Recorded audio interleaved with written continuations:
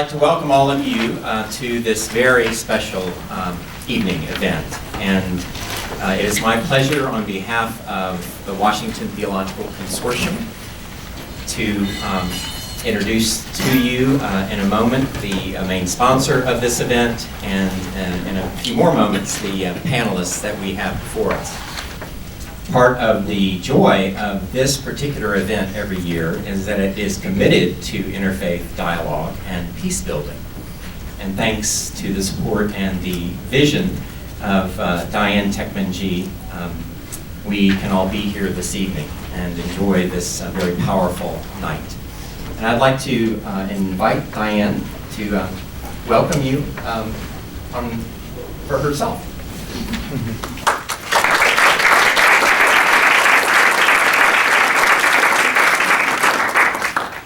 So welcome, and I have already thanked profusely on many occasions as I've gotten to know the panelists over the last several months, as well as Marc, Gopin, who is moderating today, for their participation, for sharing. They're going to be sharing with you today, which is so special.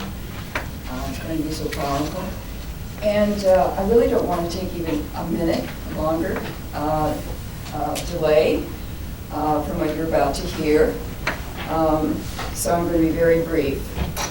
The title of the panel discussion, The Power of Community, is key. We don't choose the community into which we were born or which we were raised, but we can choose the communities that follow. You're going to hear the story of the transition from one community to another. And I know you're going to be both enlightened and inspired by it.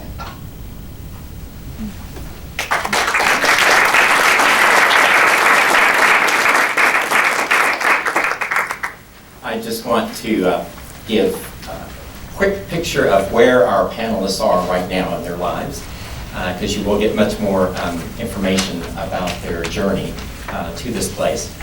We are thrilled that Allison Gornik is in the city doing a residency in her doctorate for clinical psychology. She's at Children's National. We're delighted that Derek Black is now in a program at the University of Chicago studying the medieval and early modern roots of racism, anti-Semitism. And I'll get to Marc in a moment, and then Matthew Stevenson, we're delighted. He's not too far in the area, in Baltimore now, and he is an investment analyst with T. Rowe Price. We're deeply honored to have Dr. Marc Gopin be our moderator for the panelists tonight. Dr. Gopin is the James H. Lau Professor of Religion, Diplomacy, and Conflict Resolution at George Mason University, and he is the director of a very special center dedicated to world religions, world religions diplomacy and conflict resolution. He is a prolific author. He has done research in battle-tested conflict parts of the world like Syria and Palestine, Israel. He is dedicated to bringing forth the stories of on-the-ground, community-based peacemakers that really cross bridges to build about peace in their community. And his current research is focused on neuroscience, ethics, and conflict resolution. So, Marc, we welcome you tonight.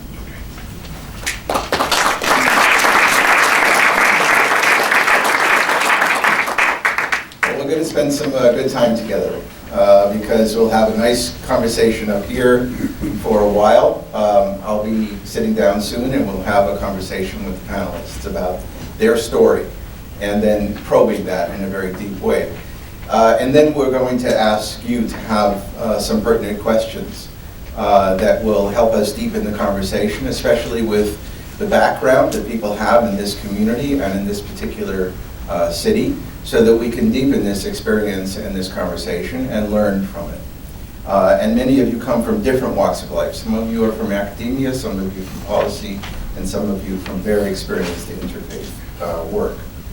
And basically, but let me introduce this. and put the context on why this evolved.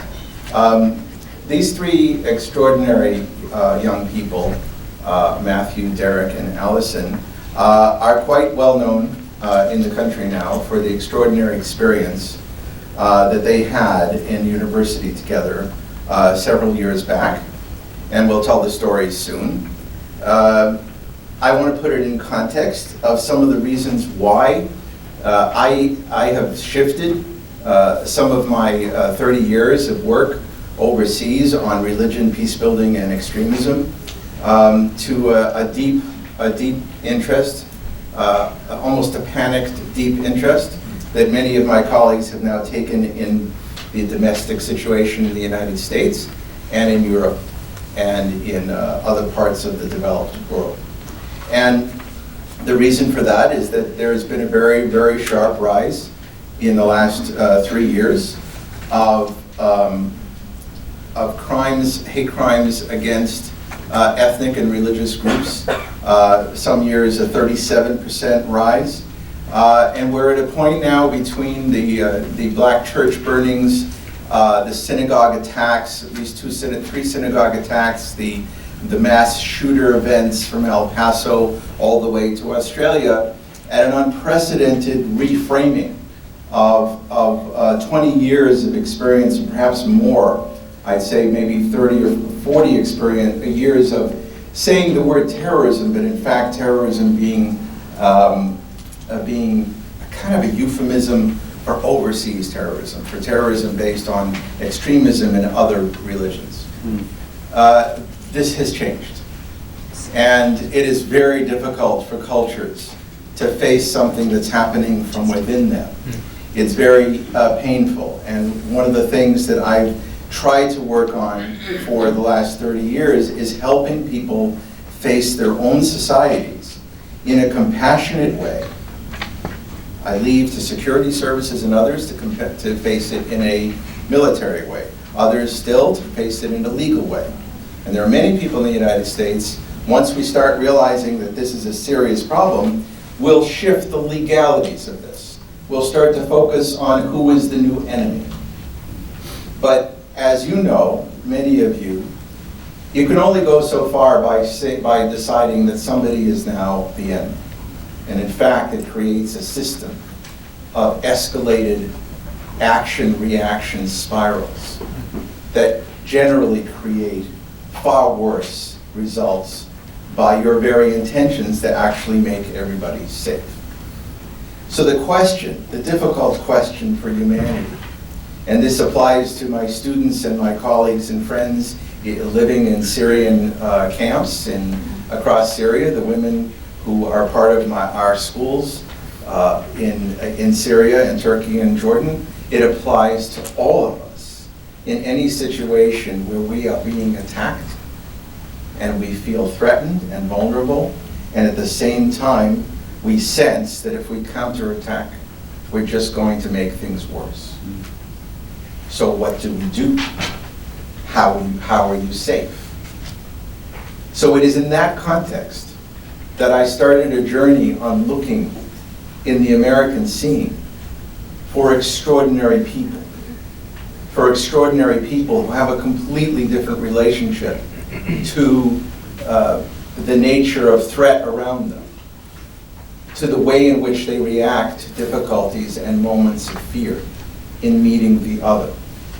So that's the interest today. So as we have this conversation, just keep in mind that what we're looking at and exploring, and each one of us matter in this, because in the field of ethics and neuroscience, the more that all of us start to focus on our thoughts and our intentions and get control of our minds and bring our minds to its best expression, it doesn't mean we're all going to agree politically. It doesn't mean that all our theology is going to start becoming one. It doesn't mean we're going to agree on every ethical issue. But we will start to become less and less violent in our intentions, in our thoughts, and in our courses of action with each other as community. And that's what we're going to see today. So let's begin this story and then we'll open it up to everybody after that story. So now I'm going to sit down. Okay, folks. So we're going to share the mic over here, and you're going to share the mic over there. Is that right? So what's very important from the very beginning. Sorry.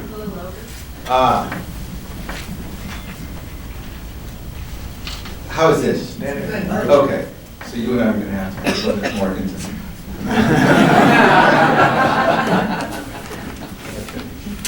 So I'm not looking at my texts, I promise. I'm just looking at my notes. Okay. So in this,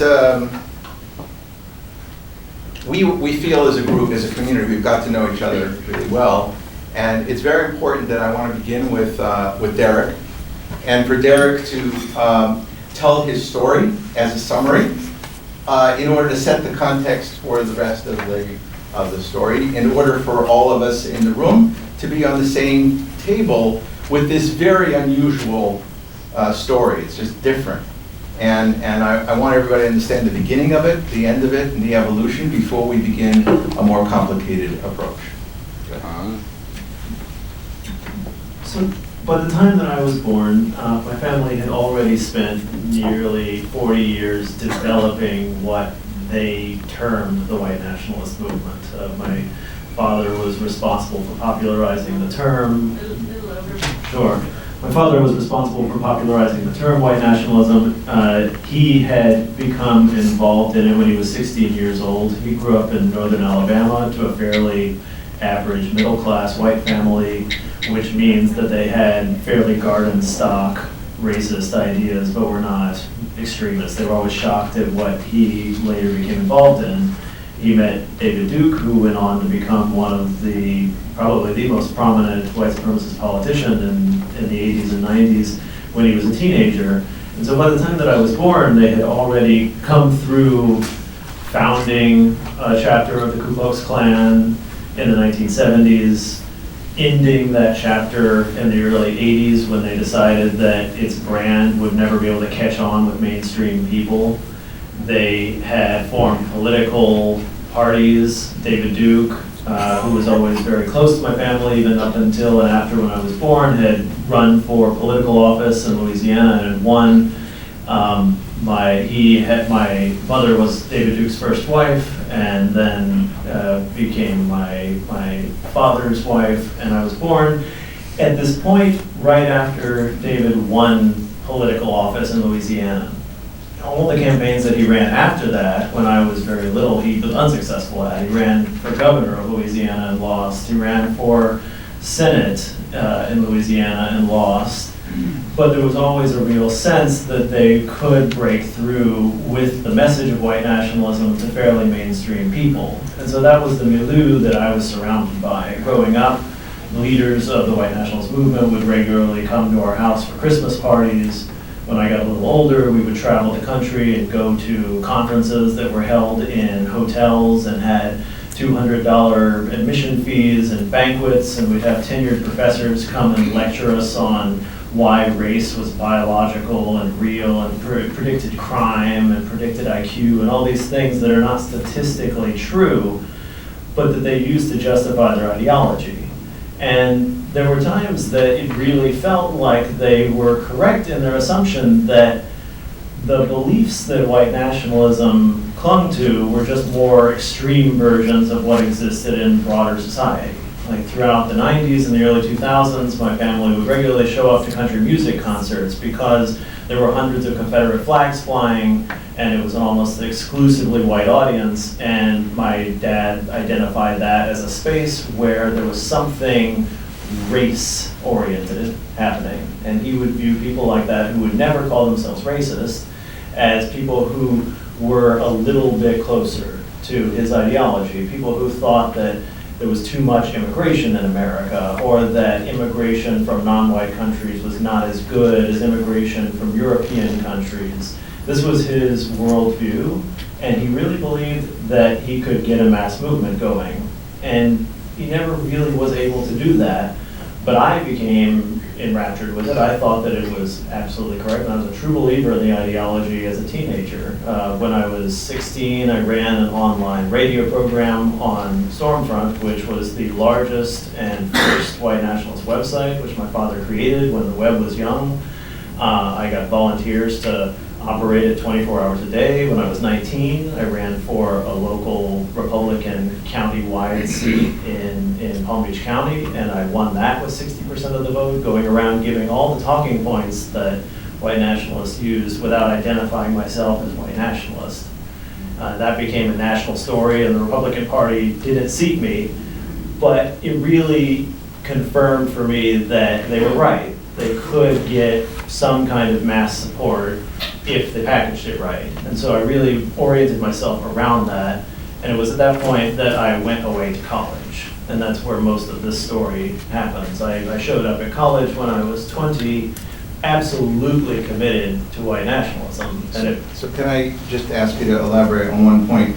So what is white nationalism? No, that's, I think people are pretty aware. I mean, actually, that might be worthwhile to talk about. Yeah, I might be. So why don't you define it after this? But I just want to ask you, it sounds to me like you were doing pioneering work that was helping the message get across in radio and social media. Would that be fair? Yeah. That you helped the older generation? And I was born into the family that started white nationalism online, that created the first online presence. And so there was already a circle of people who were thinking about language and thinking about memes and thinking about how to flood the comment sections of newspapers when they first got websites, the things that were fairly innovative at the time, and they were really thinking about how to broaden that message.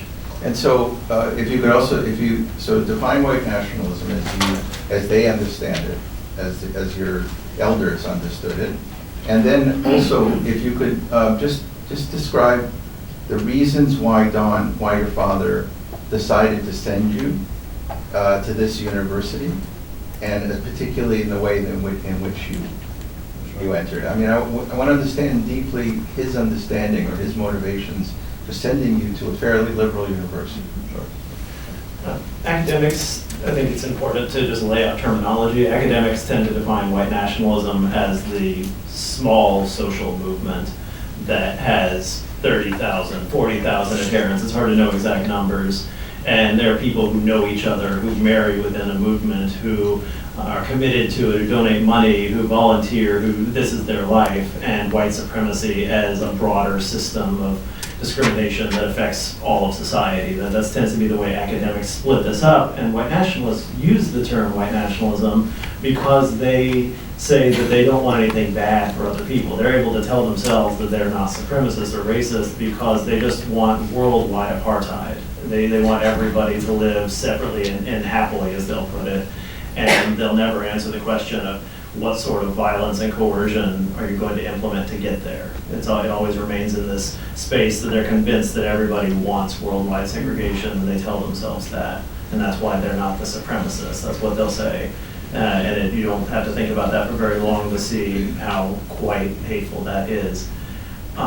In terms of college, he didn't really send me. It's kind of the more the mundane answer was that what was the right option. And Florida had low in-state tuition, and this was the honors college for the state of Florida. And the answer is that I was so convicted that I couldn't have my mind changed, that it didn't matter that this liberal arts college with 800 students was ranked as the most leftist school in America, the most pot-friendly school in America, and the most gay-friendly school in America, that at worst, I would learn the arguments that the left used, that what we call the anti-whites used against white nationalism, so that I'd better understand how to outsmart them.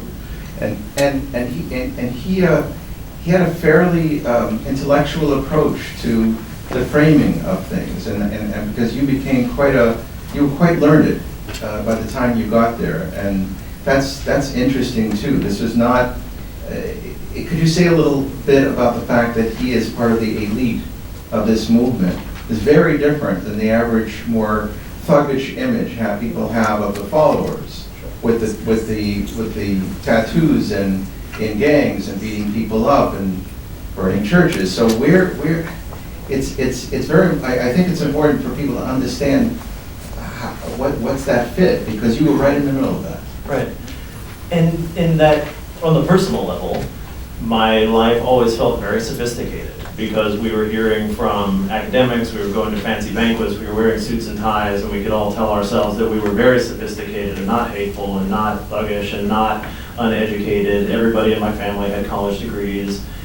And to really understand that, though, it's all part of the same system. There's always been, as long as the white nationalist movement has existed since the end of the 1960s, there's been the mainstream side and the illegal side. The people committing crimes is not something that's happened since 2014. It's something that has happened since the 1970s.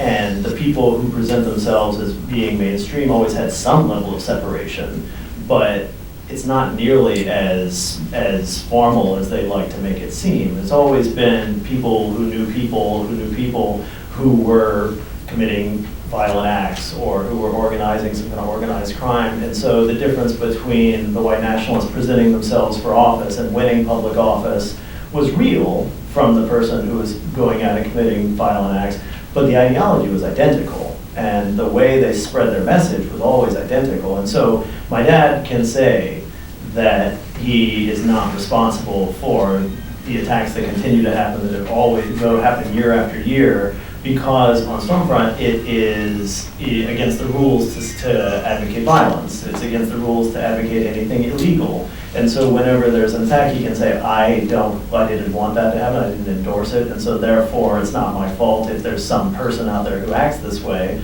And the obvious response is if you create a worldview that defines who is the enemy and who doesn't belong, and then someone who believes everything you do commits violence against those people, how can you say you're not in any way morally responsible for it? But that's how they rationalize it. Yeah, and I was just on the website, and I was fascinated to see an entire discussion and almost like a rebuke of a lot of the other writers for not keeping it positive, of saying that it was straight out of positive psychology recommendations, is that we have to see the positive, we have to frame the positive.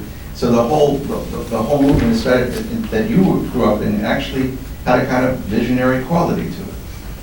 It was a movement that viewed itself as not the fringe. It didn't want to see itself as the fringe. It didn't want to be seen as the lowlifes. And in a real way, that's not an accurate description. I mean, I would say the average person in the white nationalist movement has some sort of post-secondary education. The people who showed up, even at the Charlottesville rally, if you just start thinking about the logistics, they had to be able to take off time from work. They had to be able to drive across the country. They had to be able to find housing to get there. It's not a movement of people who are completely impoverished. It's typically a movement of people who have a little bit of money to donate, to run things, to organize rallies, and I think that's the right way to think about who these people are. So you come to the university very educated, very focused on reasoning, and what happens between then and 2013 that you become, your affiliations become entirely different? It's a longer conversation. Well, how about just say, the years, and then we'll bring in Allison and Sure. Feels they're in the wings. So arriving in college, just the overview then is arriving in college, I had absolute commitment to the white nationalist movement. I did not think that my mind could be changed, but I also had the worldview about myself that I could be friends to anyone, that there was no individual person who I wouldn't want to be the kind of person who couldn't interact with anyone. That was my own personal view. And so for a semester, no one knew my background. Had made national news on the other side of the state, but when I went to the West Coast, just nobody happened to Google me for a semester. I got to know lots of people, and I made friends that would eventually be destroyed when my background did come out. And so the second semester I was studying abroad, a student identified me while I was gone and posted on the student email forum, this is Derek Black, and he apparently goes to the school, does anybody know him? And it was 1,000 messages over days, this longest thread that I'd ever seen on this student communication forum where everybody was automatically subscribed, just trying to decide what to do about it, because they were a community that was not willing to accept white supremacy in ways that had not really been true before. I had always lived in a fairly urban area in South Florida, and I was familiar with diversity, but every time I interacted with someone, usually, and I was homeschooled, so those someones that I interacted with were different from the norm, they would still find out about my background and then say, okay, but let's just not talk about that. We'll talk about whatever it is we are doing. And it became very clear very fast that at New College, it was not going to be acceptable to say, we'll talk about something else. That their immediate reaction was to say that white supremacy is not acceptable here because it endangers members of our own community. So the overwhelming reaction was absolute condemnation and asserting that condemning white supremacy, and anyone who's advocating it is protecting the people who are being attacked by it or being marginalized by it, and making the community safe for people of color, for Jewish students. And I look back now and I think that was such a powerful thing, but at the time it was one of the biggest moments of ostracism that I had ever experienced, and that's what I came back to school seeing. What exact month and year was that? I arrived back in August of 2011. August of 2011. And then when was your official renunciation of white nationalism? Summer of the 2013, and everything happened in between that point. Okay.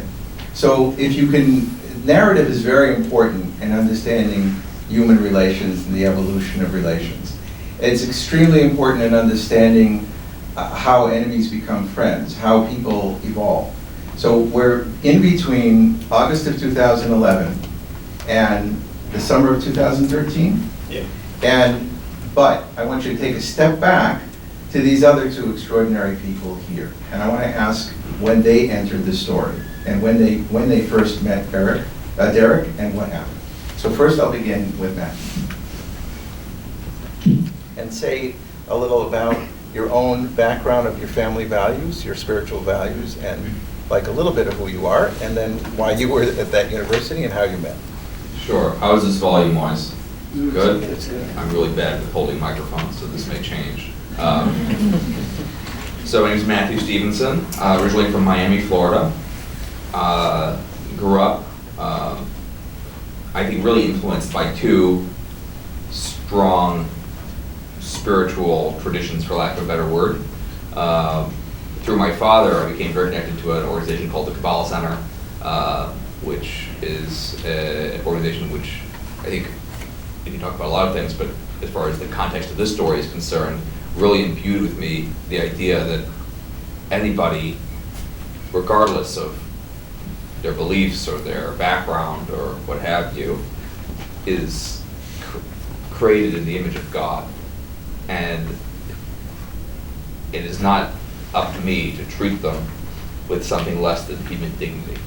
Even if I feel like, to love your neighbor as yourself is something which is, I think, certainly beyond me, but probably beyond most of us. But I think we can all treat people with human dignity. And so that was instilled in me very, very strongly from a young age. For my mother was an alcoholic, and she became sober when I was about 7 or 8. And I used to go with her to open meetings in AA. An open meeting, for those who don't know, is an AA meeting which you can attend even if you yourself are not an alcoholic. I wasn't, I was 8.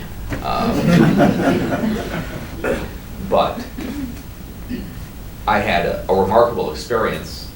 I was, as you might imagine, the only child in the room. And she would also tend to go to rooms which were, it turns out rich people drink too, but she would go to rooms in sort of the roughest parts of the city for whatever reason. And so I got to know many people who came from very, very different socioeconomic status than myself, people who were very, very impoverished, homeless people, etc. And I also saw people who had been in incredibly dark places and yet completely transformed that, so that not only were they no longer sort of cyclones of destruction in the world around them, but actually became beacons of light. I knew a guy who had run while drunk, back out of his driveway, running over his son, killed him. This is something which is, I think, for any of us, sort of shocking and unbelievably, probably, I'm sure, impossible to get over. But yet he was also able to become a sponsor for other people in the program and help others become clean and sober and make sure that they didn't have to experience the same pain and suffering that he had experienced. And so this idea that anyone can change and transform, regardless of what they've done or who they've been, was, I think, it was and is very central to my worldview. And So then you come to the university, and you're in your dorm. What happens next in terms of Mr. Derek over here? Sure.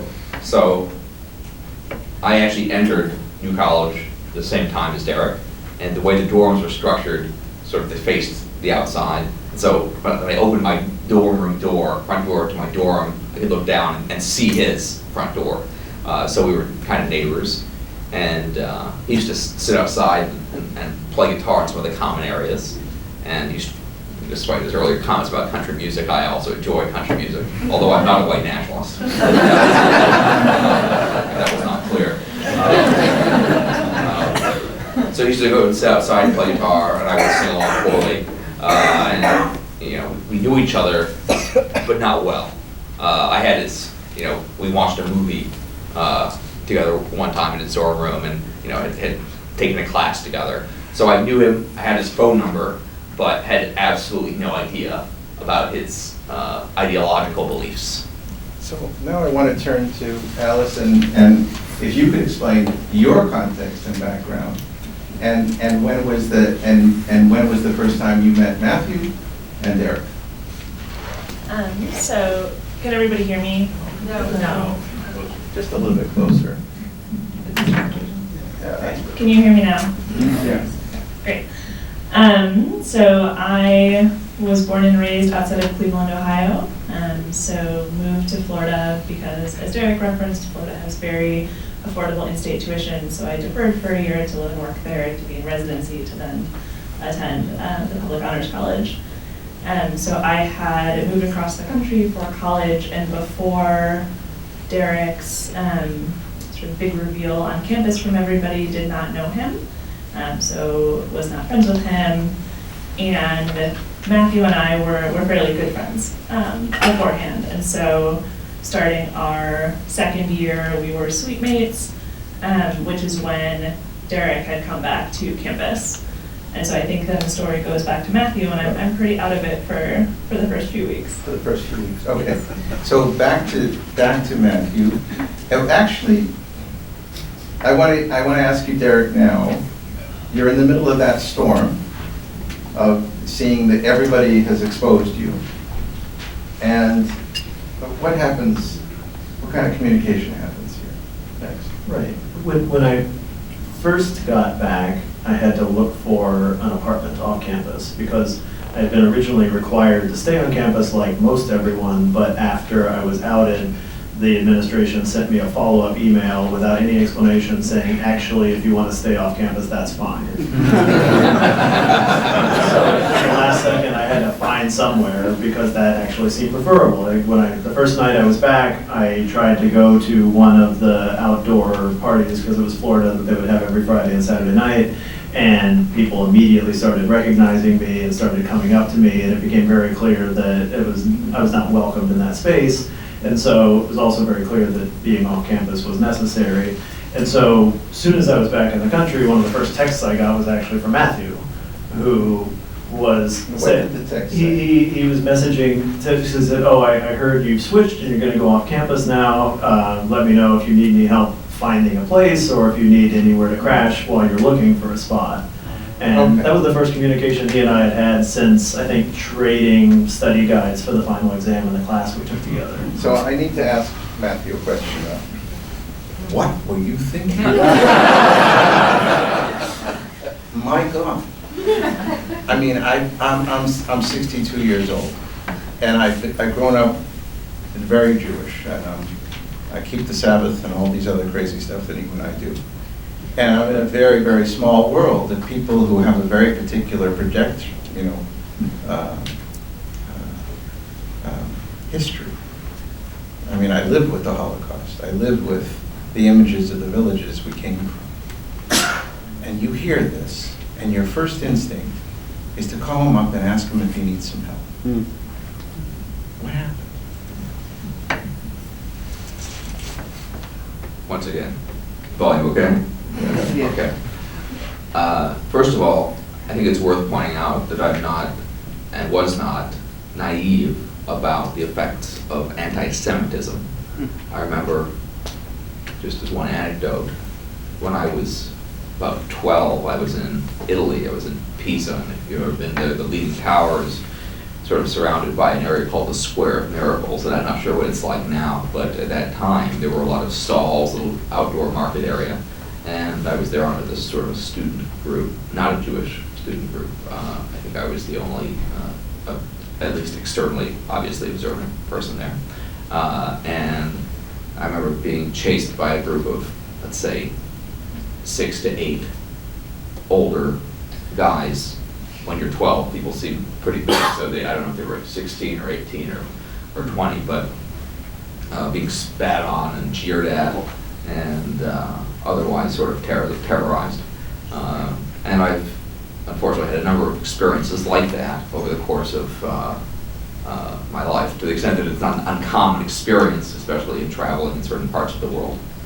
So I was not naive to think that white nationalism or anti-Semitism or racism were somehow neutral ideologies or harmless ideologies.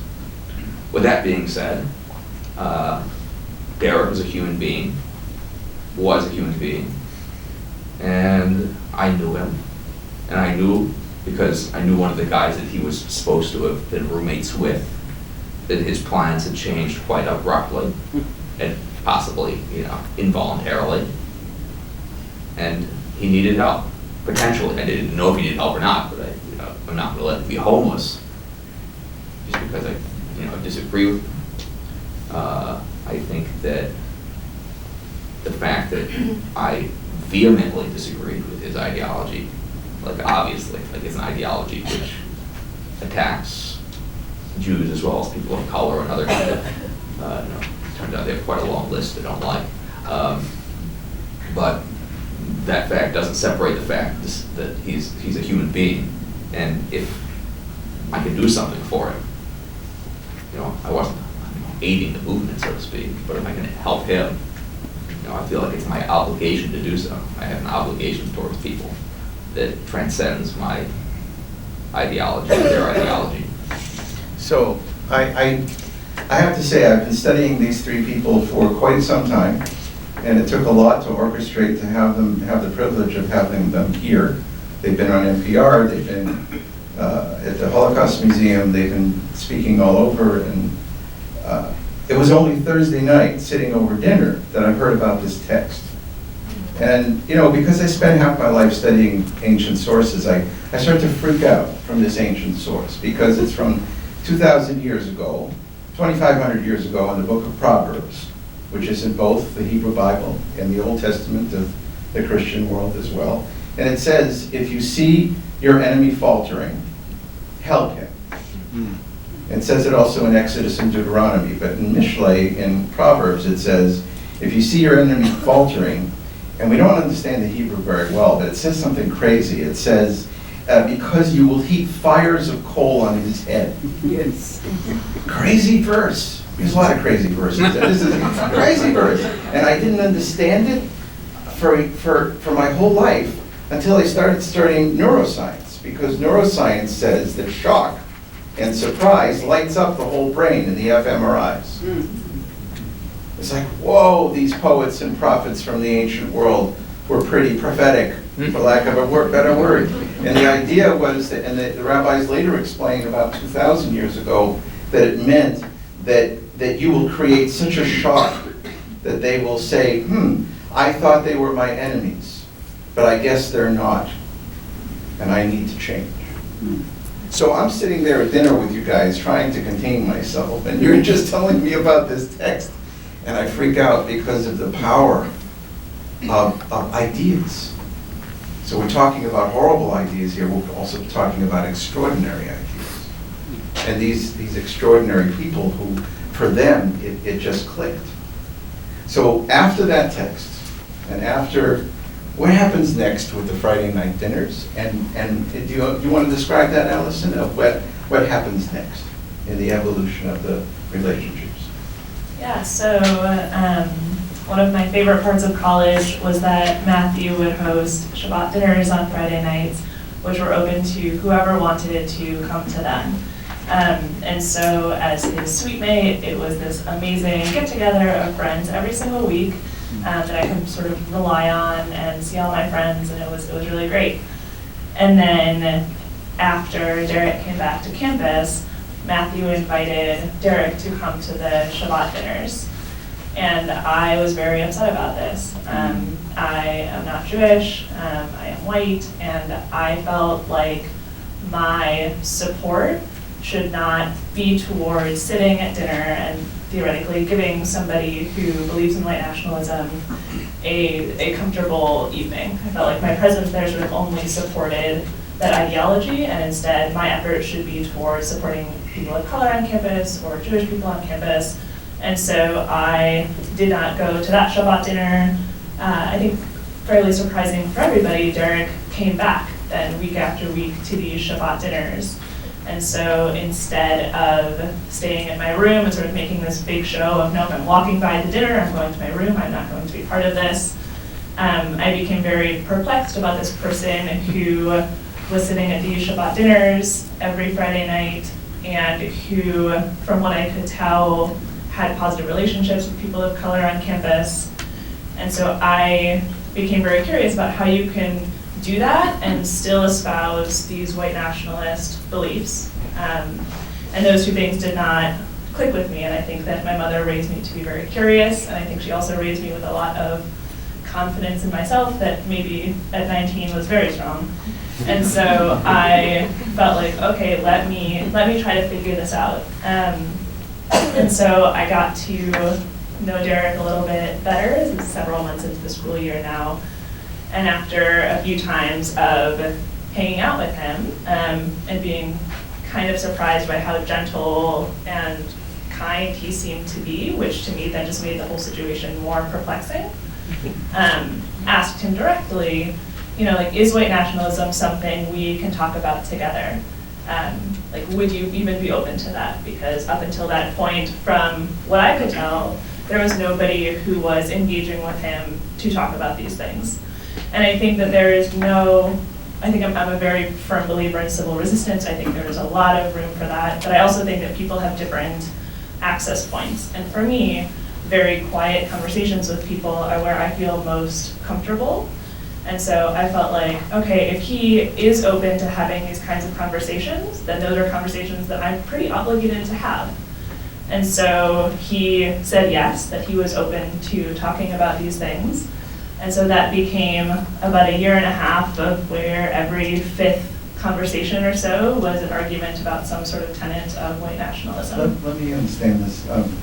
Again, I'm experiencing some shock, so I want to understand how this works. Because now you're, Allison is a brilliant student who's about to become a major psychologist, and so now you're into it. But back then, you're a college student. You're 19. Where do you get the thought that conversations is the reaction you want to have, and you feel obligated to conversations when so many other people are feeling extreme rage or fear? Yeah. Where did that come from? Yeah, I think for me it was partly driven by a desire to understand. I felt like I didn't understand how anybody could subscribe to the tenets of white nationalism as I understood them. And if this person who is clearly very intelligent is having these very nice interactions and friendships, like real friendships from what I could tell, with people who his ideology excluded, then I wanted to understand how that could be true. And I think that our very first conversation after I asked him, like, is this something that you're willing to talk about with me? And he said yes. I think my next question was, could you explain it to me? Like, could you explain this ideology from your point of view? And what I heard from him seemed very rational and logic-based. Like, here are the very specific arguments I have for this, here are my pillars of beliefs, here's the statistics I believe in. And my reaction to that was I think I can work with this, you know, versus I felt like if his reaction would have been, well, I have this gut feeling that I don't like certain people who look like this. Like, I don't know what I would have done with that. And I think that evening that we were talking, you know, he spent his whole life since he was like 10 talking to journalists and reporters about why white nationalism is correct and studying it. And I certainly have not spent my whole life thinking about race. And so I took a class on stigma and prejudice, and I did a whole like DIY education on race, and kind of dedicated myself to this, as I think college students have a lot of time for in ways that other people don't. But also finding out, you know, from Derek, why is this what you believe? Because the particular pillars of one person's belief system are just that one person's, right? Like there's a lot of differences as to why people believe a certain ideology. And so finding out from him, you know, what is your evidence, and what would you say if the evidence wasn't true? Like how would that affect, you know, what you believe? And then there was a lot of debating over empirical articles and going back to books and reading things and sending articles and having So lots of arguments. let me ask a question, particularly because I've sat in Washington for the last 20 years of my life. This is a place filled with wonkish, intellectual people who, when they think about grand strategies and grand problems in the world, they open a book, or now they open Google and they do research. And you do a lot of research now for your program, but you did something very different, okay? And this is something that divides my own field of conflict analysis and resolution, and that is there are the academics who actually are in the world, and then there are the academics who talk about the world, okay? You made a decision to look into Derek as a human being and say, I want to understand, which is very different than Googling Don Black and all the other things you could have done to understand the situation. So what gave you the courage to do that? Why did you do that? I mean, I think I did both. I think I Googled his dad, I read things on Stormfront, I think I did a lot of background research about it. And I think that one of the reasons we're sitting here is because it worked. And so I think that in a lot of ways it was a really huge gamble, right? To spend a ton of time and to talk to him about these things, because I think that there was a real outcome where he would have ended up a better white nationalist if my arguments would have failed. Because when he first started talking to me, in part it was because he wanted to be somebody who argued based on real like facts and real knowledge and science, and so he thought that if part of his argument was not working, then he should remove it. He didn't think that he would stop being a white nationalist. He originally thought that arguing with me would make him better at this. So to be clear for the audience, you were taking an ethical risk that you could be helping by giving him inside information on what was a good argument and what was a bad argument. Well, I think that let's say if you have like 100 points of influence, I could have been spending my time trying to more directly support direct action of people of color on campus or Jewish groups on campus.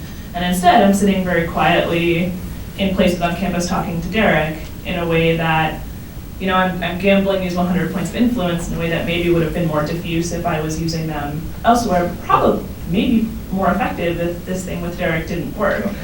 And so I think that really considering what is your access point and who you have and what you can do is very, very important, because I think in other situations, it would have been very different. So I want, Matthew, could you react to this exchange? Do you have anything to add to the way that Allison was reasoning about this? Sure. I think it's worth pointing out that when I invited Derek to the first Shabbat dinner, before he came, I told the people who were going to be coming, aside from him, that they should not bring up his background. This was not an ambush. This was not a chance to yell at Derek and scold him and tell him how wrong he was. I thought that having grown up in the environment that Derek did, as he mentioned earlier, his parents are very, very, very deeply involved in white nationalism. And I could even see myself that how much my parents influenced me. So if I had grown up in that environment, I probably would also have those views. and he had been homeschooled, and so on. So I thought he may not have had a chance to actually spend much time at all, if any, with the kinds of people that his ideology despised. And not only that, but once he graduated from college, that he would likely be once again enmeshed in that white nationalist world, and would maybe never have another opportunity to have those interactions and form those personal bonds and personal connections. And so I thought it was an opportunity, but also essentially an obligation to reach out and at the very least invite him to come. And at the end, if he comes and he doesn't want to come back, or he comes and he still holds those views, fine. At least he can't plead ignorance later on. So did you consult with, so you're 19, did you consult with anybody before taking on this kind of responsibility? No. Okay then. I feel fulfilled as a parent. Anything can happen in college, literally. Okay, so I'm trying to internalize this because I'm hearing a lot of details too here. So I want to switch it back to Derek now, and I want to ask you how you react. What began happening with you, with Matthew and Allison in your life now, and whoever else was at the Sabbath meal that you were enjoying? So my experience beginning in the semester when I got back was initially a reaction against the condemnation that I experienced in the community, because it felt more personal than anything I had happened to me before that, because I knew them, because I had taken classes with people who I was now reading described me as ignorant and hateful and stupid and hurting their lives, and there were people who I knew personally and did not want to hurt their lives. And my initial reaction to that was to organize a white nationalist seminar out of state, where we would come together and I'd get all the people who I had known over the years, and we would talk about why this was really the right ideology and how to argue it. What were the defenses against all the accusations of it being hateful? How could we be community organizers to get people together and more extreme in their white supremacist beliefs? And when I came back from that first seminar, which happened maybe a couple of weeks into my time back at New College, was when Matthew invited me to the first Shabbat dinner. It was on my way back, and then that first Friday back was when it happened. And so I was always very split. I was still doing the radio show that my dad now ran, but I would call into, although I started doing it a little bit less consistently.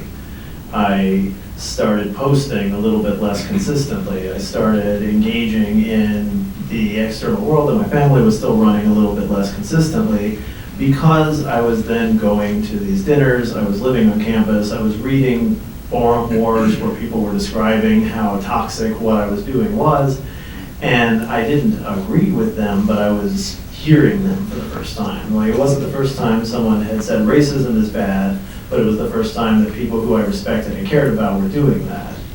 And so I initially went to it to just figure out in what ways they were misunderstanding me. And I think that was one of my first questions that I asked Allison. In what way is this community misconstruing what I and my family say to believe that it's a threat to them, or that it's violent, or that it's that it is hateful? And those early conversations were just basically, how can you possibly believe that an ideology that says certain groups of people, whole swaths of America don't belong, is not harmful to them, is not hateful, is not targeting them? They're not misunderstanding. They've got it right when you're advocating this, and you say you're friends with some of them. How do you justify that? And that's when the conversation turned into why I thought it was factually right, why I thought it was morally right. And that was a bunch of different conversations.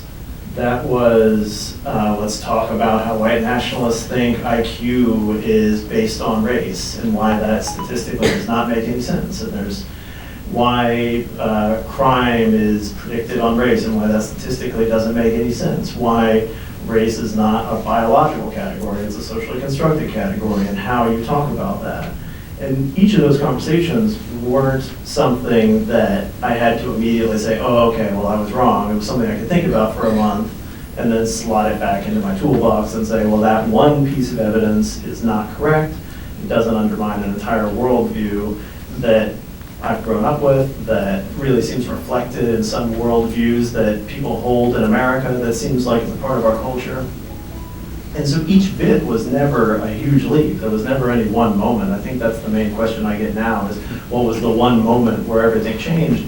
There wasn't any one moment. It was a combination of attending dinners, Matthew and I never bringing up white nationalism at dinner, but talking about everything else, and people at the Shabbat dinners usually not bringing it up, but every now and then saying, oh, can we go talk in private, and then being bewildered when I tried to describe to them why white supremacy made sense and that their family somehow didn't belong, even though we were friends, and they would just never talk to me again and would just move on. And that happened. That took 2 years of this back and forth of thinking, well, it's more and more clear that it's not correct and that it's morally indefensible and that it's wrong.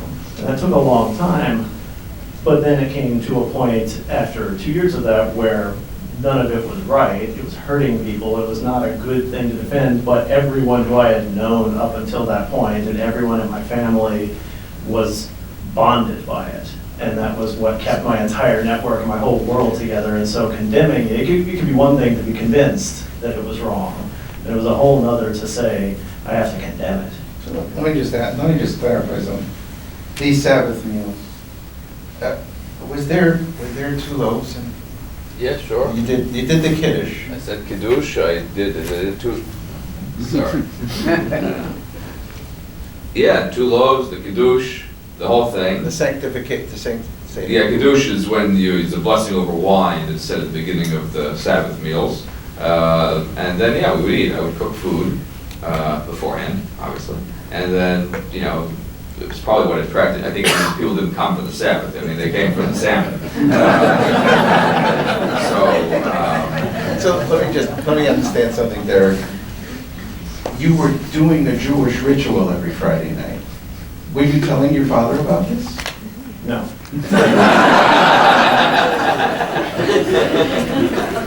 Were you telling your inner self?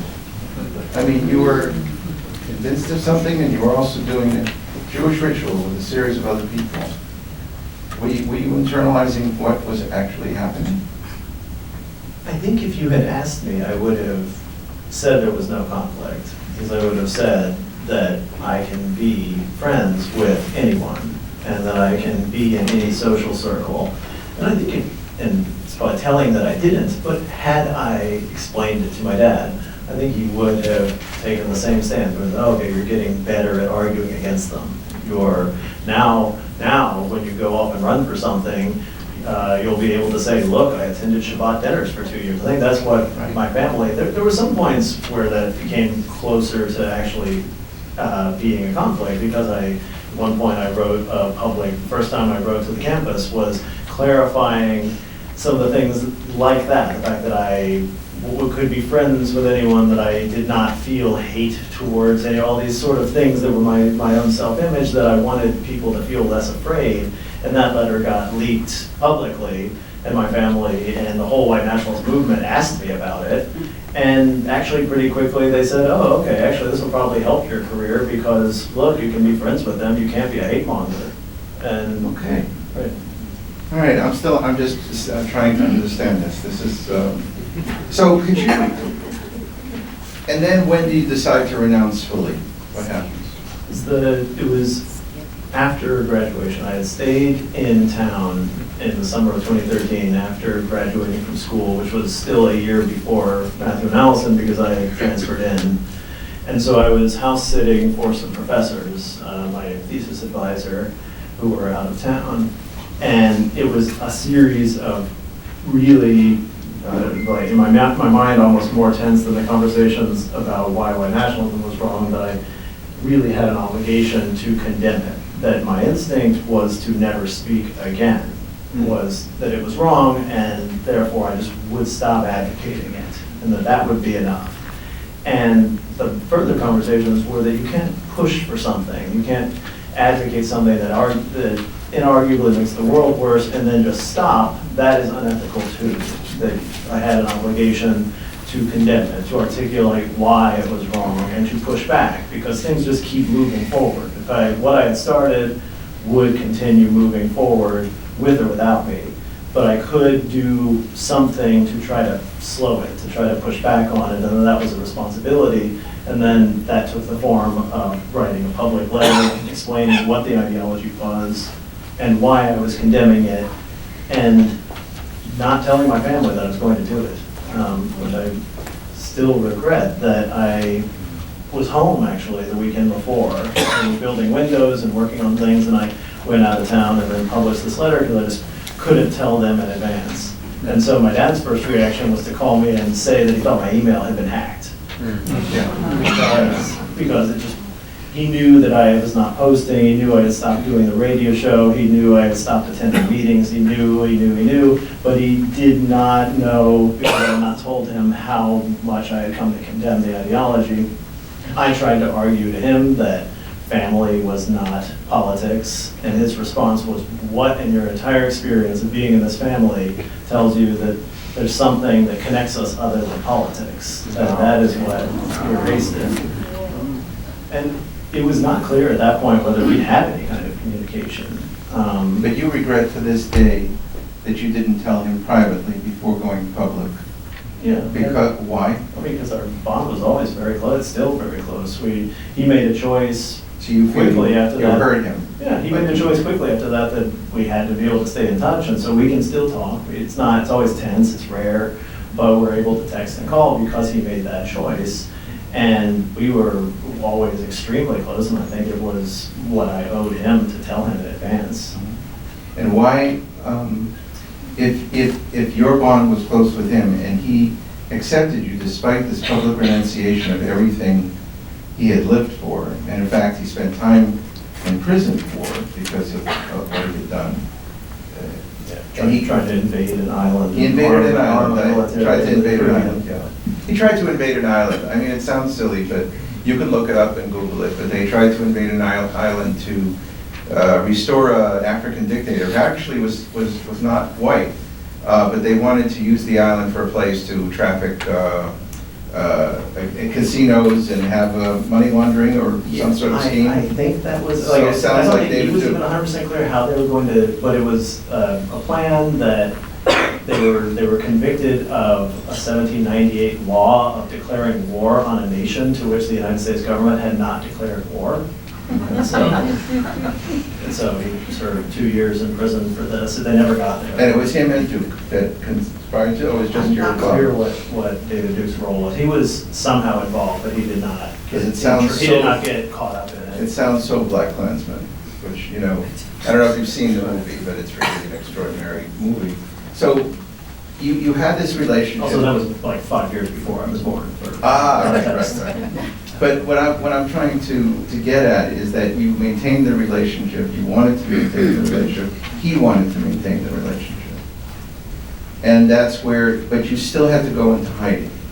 You had to go into hiding for a while because of the other people in the movement? I don't know specifically. There were lots of threats online. They were not usually directly specific. It was just sort of letting off steam. I don't know what direct concerns I had other than I wanted to abandon. I wanted to move away from this, and I also didn't see what my future looked like.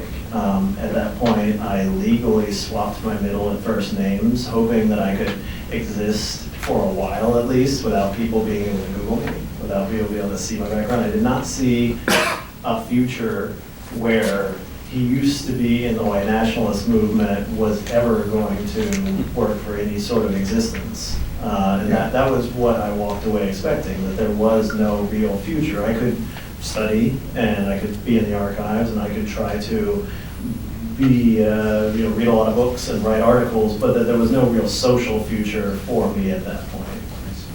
And where did Allison and Matthew, either one of you where were you in this very dark period where he had renounced and has to change his identity. Do either one of you? Maybe Allison wants to take this. Okay. Yeah, I think that it was a lot of very difficult conversations when you're trying to argue that you have to renounce this because it is your obligation to do so because you've hurt so many people, when you know that that's going to really, really tear apart somebody that you really care about, and from his family and from his whole community, because he's been going to conferences since he was 8, and that was his whole community, you know. And so I think that that was a really difficult period. That summer I was at a National Science Foundation thing that I was at Virginia Tech for the summer, and then after you moved to Michigan to pursue graduate work after switching your first and middle names, Matthew and I were still at college for another year. And so I think that he was in Michigan trying to start this new life across the country, you know, kind of start over and do good work there and focus on something else. And Matthew and I were still in college for another year, so trying to provide support from afar as much as we could. Yeah. So before I turn to the audience, I want to switch now to the present and the future and lessons, which is a very common, this is a city where people make decisions about very, very big sums of money for all sorts of causes and good things in the world. And a lot of people study policy and think about what's the best use of resources. The three of you have described an experience that was extremely labor intensive over a period of 2 years on one person. Now I can explain that on the spiritual, theological, and ethical level, but when people are trying to think about what is to be done and how can we protect society, how can we transform into behavior similar to what the three of you evolving in the way you did, and the two of you having such grace and spirit and courage. What do we do with our society? When it comes to millions and millions of people here, but billions across the world, because as we were talking about this relationship between white nationalism here and Hungary and Germany and Poland and Australia, I mean, your father, really, they and David Duke, they had deep relations. They were invited to Moscow a very long time ago, you said. So this is a global question of the future of white and Christian identity, really. What's your advice? So I want to go in a row here, if it's okay. Or perhaps Matthew, Allison, and Derek. It's a broad question, so I'll give a broad answer. I think that when it comes to issues of racism and anti-Semitism, etc., it's true that doing what we did with Derek may not be scalable, so to speak, right?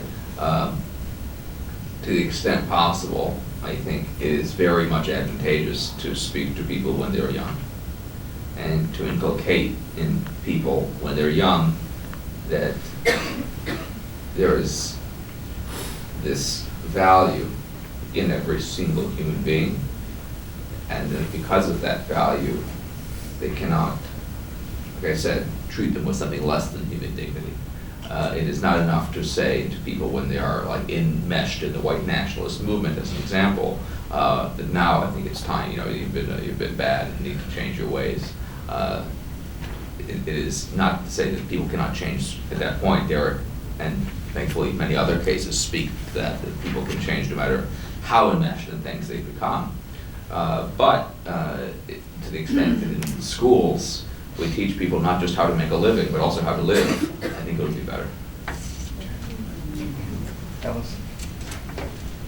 Yeah, I think that one of the topics that Derek and I talked about was this thing that psychologists and other researchers talk about is like in-group, out-group phenomenon, which is essentially that you can make groups out of nothing. So for example, if I told you guys that a third of you guys have star stickers on your chairs, you don't. But if I told you that, then at the end of this, you on average, would display more positive attitudes towards your group, if you had a star sticker or not. And that would maintain over a little bit of time because people can make groups out of nothing. And our desire to classify, who is us and who is not us is very strong. And for Derek, that was based on race. And so a lot of our conversations was about how that classification was very arbitrary, and on top of that, it was hurting people. And so thinking about, I think, how we decide who is us and who is like us, and how to expand that so our circles of obligation, who are we responsible for, becomes wider and wider and includes more and more people, I think is a really important way for growing empathy. Particularly, I think, as Matthew said, when we're young, I think that once you have sacrificed and worked very, very hard for something over a long period of time, it's increasingly difficult to change, right? So I'm thinking about Derek's dad, how much he sacrificed over time for the white nationalist movement. I think makes it very difficult for change to happen, versus Derek was still relatively young, which is not to say that people who are older cannot change, but I think that it's more difficult to expand out circles and say that these people are also us and like us, and we have responsibilities to them as well. Yeah, I think one of the remarkable things I think I heard Don say at one point, he's quoted as saying, I'm doing this for my children. And that idea of committing to an identity in order to protect the children. And I so identified with that. And it's a real question about when people, especially when they start to have children, do things in the world and establish a kind of unity and strength and an effort to create a better world. It's amazing how much that can move in one direction or another of how you define that identity. And what Allison is saying now that's so important is that some of the greatest people in history, like Gandhi, who is right in the middle of massive, 1 million people died in India in 1948 in the exchanges between the creation of Pakistan, Bangladesh, and India, Hindu-Muslim tragedy. And in the middle of that, Gandhi said in frustration once, I am a Hindu, I am a Muslim, I am a Sikh. And you hear this resonate in many different people of saying, what we call today, I'm comfortable with my identity as multiple identities. I am all of them at once. And yet, this is a movement that is searching for identity. And it's called now identitarianism, not white nationalism. So we have to really think about this, about how we can find that space of empathy for something that has turned horrid and violent, and yet at the same time involves the same search for identity. So that's what's so fascinating about what you're saying. Important. Derek, before we turn to the audience.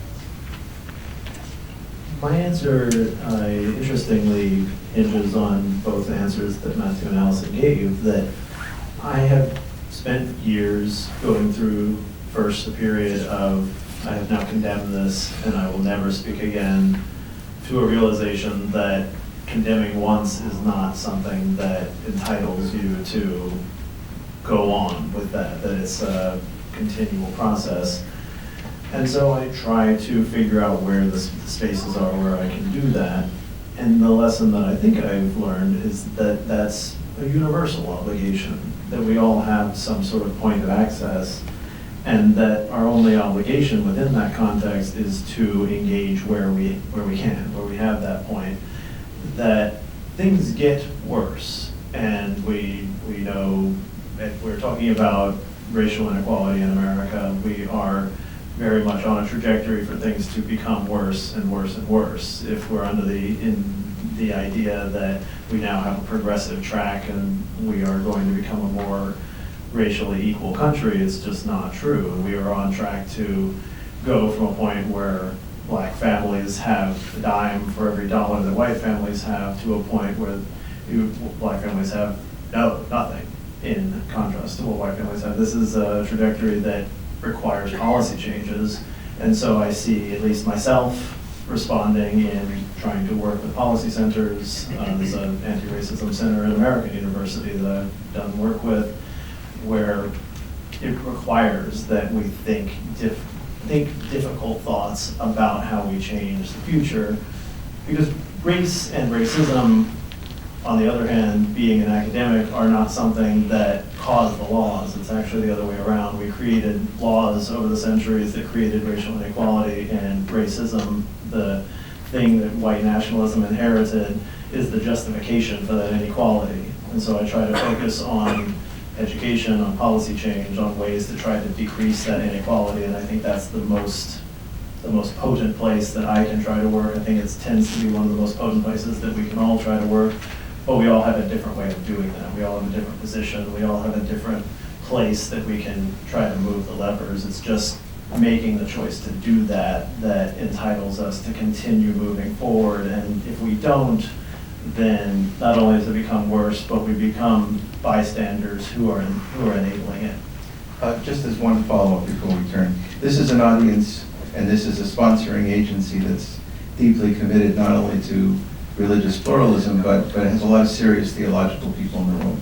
And you are actually studying some very serious theological sources in the Middle Ages, and you're interested in the origins of turning a theology into a racial ideology. So could you say a little bit more on what the responsibility is of theologians and ethicists and spiritual leaders to your quest, your academic quest? The focus of my dissertation is, I've always trained in medieval intellectual history and medieval theology, but the focus of my dissertation is a bit later, the early modern Atlantic, and the basic thesis is looking at when the idea of race is created, because it's important to remember that it is created, that prior to the discovery of the New World by the Europeans, there is no category of race exactly. One of the major ways that's created is by thinking of early Christian theologians, thinking of what categories have existed before and trying to use those tools to piece it together. And that creation was inherently a hierarchy. It was the creation of race, like the creation of most groupings of humanity, is a tool used to put one on top and one below. And I think that there are some fairly universal lessons. You can look at one moment in time where cogs started to turn that created effects on all of us forever, but I think there's a fairly universal lesson to think about how we group people and how we try to rationalize inequality by those groupings, by deciding one person is cursed in the Bible or one person is biologically, scientifically worse than another.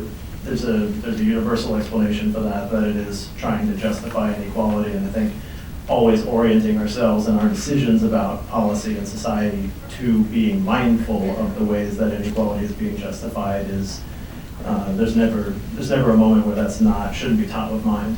The fascinating thing is that right back to back in Genesis chapter 1 and chapter 2, there is the source that Matthew built his life and spirituality on, and millions of people do, on the image of God as every human being. And then back to back is the story that became central to slavery, which is that Ham, who becomes Africa, is the cursed son. And it occurs in Christian sources, in Jewish sources, and in Islamic sources. And as if we should feel very bad as Abrahamic monotheists, you just dig a little deeper in Sri Lanka and in other places, and you will find the same kind of rationalizations within the text for dehumanization when it's appropriate or necessary for an empire to take something. And so this is the challenge that we face within our spiritualities, is how easy it is to appropriate for less than noble purposes at key moments in history. So that's what you're studying. That's fantastic. So with that, let's transition to you.